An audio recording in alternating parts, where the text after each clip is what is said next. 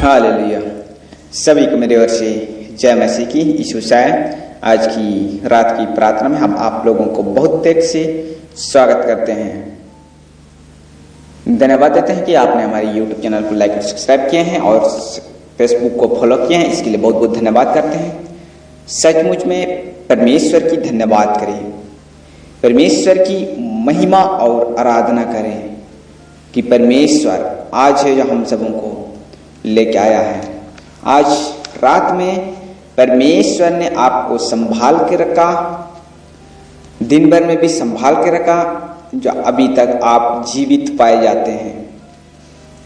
सचमुच में परमेश्वर की धन्यवाद हो, परमेश्वर की स्तुति हो, परमेश्वर की महिमा और आराधना करें।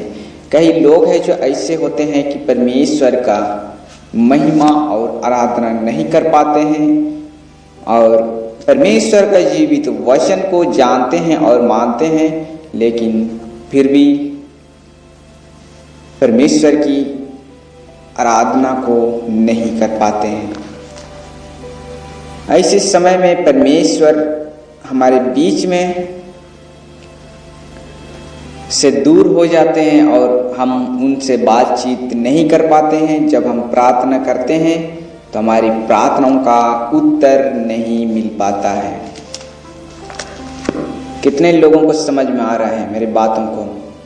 सचमुच में जब हम प्रार्थना करते हैं तो हम प्रार्थना के द्वारा से हम परमेश्वर को अपने दिल की गहरे दिल से बातचीत कर सकते हैं और परमेश्वर को अपने दिल की बातों को बता सकते हैं कि हम प्रार्थना करें तो हम परमेश्वर के सम्मुख में अपने आप को घुटने टेके। सचमुच में जब हम परमेश्वर के सम्मुख में हम प्रार्थना करते हैं, चाहे दुहाई देते हैं, तो परमेश्वर हमारे प्रार्थना को सुनता है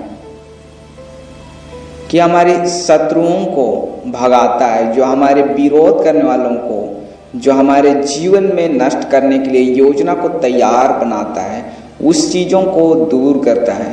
प्रार्थना के द्वारा से हम अपने दिल की बातों को परमेश्वर को बताते हैं और उन प्रार्थना के द्वारा से ही हम आशीष को प्राप्त करते हैं। जब हम प्रार्थना करते हैं तो जब हम अपने लाइफ में, अपने जीवन में हम प्रार्थना करते हैं तो हमारे दिल के अंदर में जो दुख विपत्ति है वो चीज़ हमारे जीवन, हमारे हृदय से बाहर हो जाते हैं, बाहर चले जाते हैं, क्योंकि परमेश्वर हमारे जो प्रार्थना को सुनता है और आपका प्रार्थना को भी सुनता है। तो इसलिए जो आप अपने दिल की बात है जो अपने हृदय में दबाए हुए रखे हैं, उस चीज़ों को से आपको हल्का महसूस करने लगता है जब आप प्रार्थना करते हो।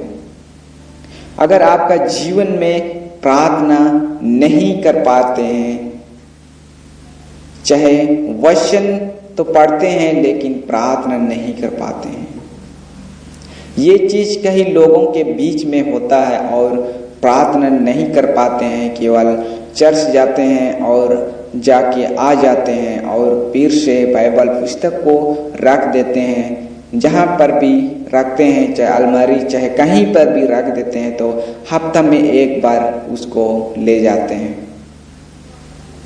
ऐसे में हम क्या सीखेंगे? ऐसे समय में हम क्या चीज़ हम सीखने जाते हैं? हम क्यों बाइबल को ले जाते हैं चर्च कलीसिया में? क्या हम अपने चर्च कलीसिया में बाइबल लेने की आवश्यकता नहीं है?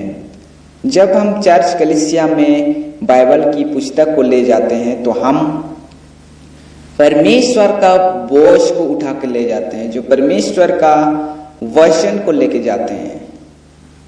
और हम जब परमेश्वर का जीवित वचन को हम बाइबल पुस्तक के अध्ययन के रूप में हम लेके जाते हैं, जब हम परमेश्वर का जीवित वचन अपने जीवन में लेके जाते हैं, तो परमेश्वर हमारे जीवन और आपका जीवन में भी काम करता है। कई लोग ऐसे होते हैं कि बाइबल को छोड़ देते हैं और ऐसे ही चले जाते हैं। ये चीज़ क्या है? परमेश्वर हमारे जो व्यवस्था को दिया है कि परमेश्वर मेरे इस पुस्तक के द्वारा से परमेश्वर से बातचीत कर पाए और प्रार्थना करें, लेकिन हम पुस्तक नहीं लेके जाते हैं, बाइबल की किताब को नहीं लेके जाते हैं और दूसरे चीज़ों को लेके जाते हैं। ऐसे में तो परमेश्वर हमारी जो व्यवस्था है उसको नहीं बनाना था कि हम बाइबल को नहीं लेके जाते हैं। ऐसे लोगों से परमेश्वर वह भी आशीष देंगे। सचमुच में परमेश्वर का धन्यवाद हो कि आज की सुंदर रात के लिए हम आपसे दुआ करते हैं। पर प्रभु जी हम आपसे प्रार्थना करते हैं कि आज के सुंदर रात में प्रभु हर एक लोगों को तू संभाल रखना, सुरक्षित रखना पिता परमेश्वर। कल नया दिन देखते हुए आपकी महिमा और आराधना करने पाए। धन्यवाद देते हैं, सारे आदर महिमा तुझे देते हैं। हमारी सारी प्रार्थना निवेदन परमेश्वर का पुत्र यीशु मसीह का नाम से हम मांगते हैं। दया से सुनिए और स्वर्ग राज्य ग्रहण कीजिए। आमीन। सभी को मेरी ओर से जय मसीह की। यीशु सहाय।